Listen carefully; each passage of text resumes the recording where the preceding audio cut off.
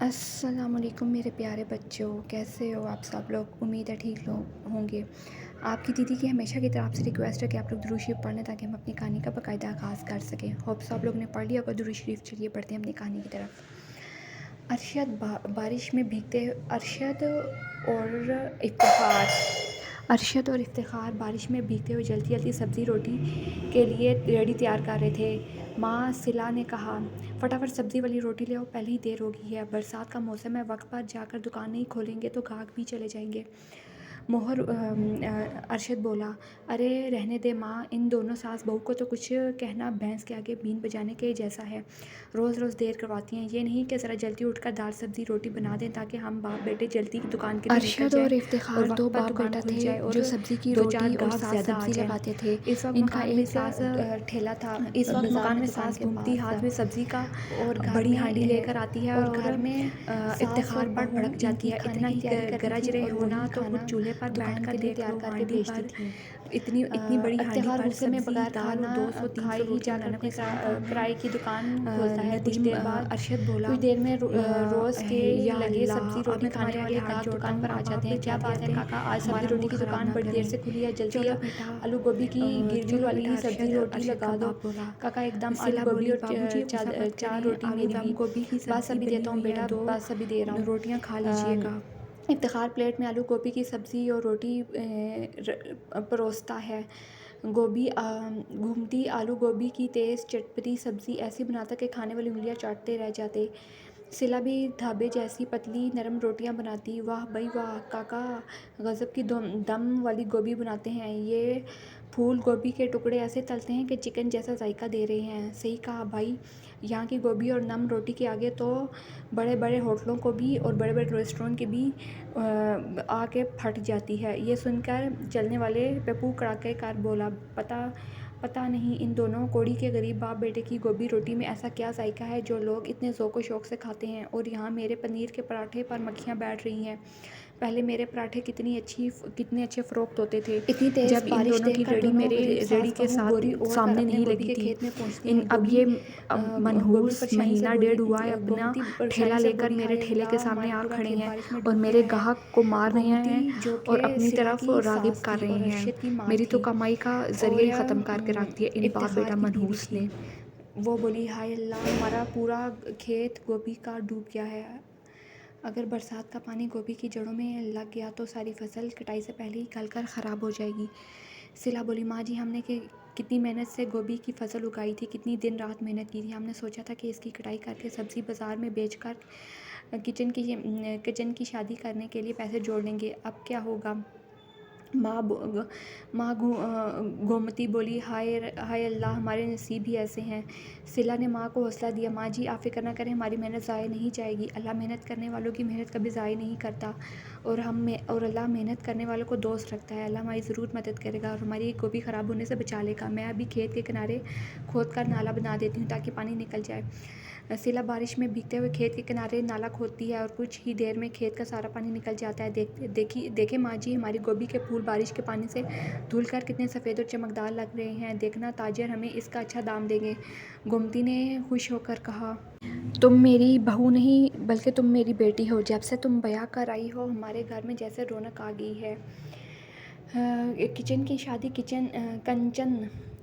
कंचन जो कि सिला की नंद थी और अरशद की बहन थी, इसकी शादी के लिए इन्हें जहेज़ की ज़रूरत थी जो कि ये गोभी बेचकर इसकी जहेज़ की तैयारियां कर रहे थे।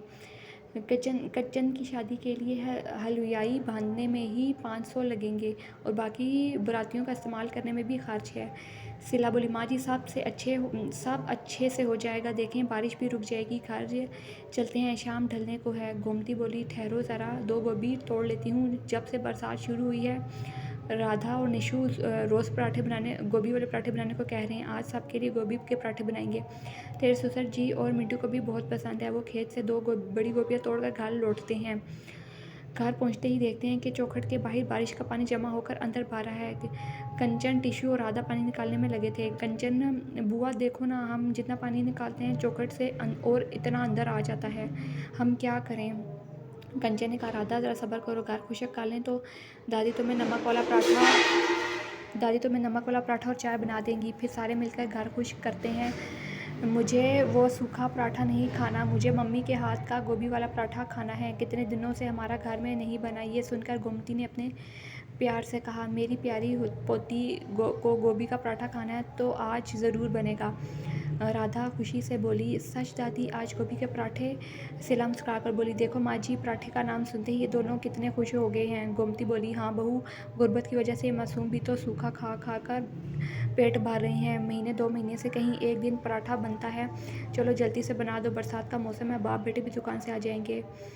सिला कंचन के साथ गोभी के पराठे बनाने की तैयारी में लग जाती है। कंचन बोलती है, भाभी आप गोभी घेस लें, मैं आटा निकाल कर गूंद देती हूँ, फिर आप मसाला भून कर इसमें डाल लेना और नीचे और बाद में थोड़े थोड़े से ऊपर से टमाटर के भी इसके ऊपर गार्निश कर लेना।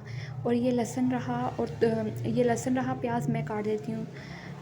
सिला ने कहा, कंचन तुमने सारा दिन पानी निकाला था, गई हो, आराम करो, मैं बना लूँगी। वैसे भी कुछ दिन बाद शादी है तुम्हारी, ससुराल चलोगी तो वहाँ सारा काम तुम्हें ही करना होगा, खाना बनाना होगा और तुम्हारे ऊपर और भी जिम्मेदारियाँ आने लगी हैं। इसलिए 2 चंद दिन जो मेके में रह गए हैं इन्हें अच्छे से गुजारो और आराम करो, अपना ख्याल रखो।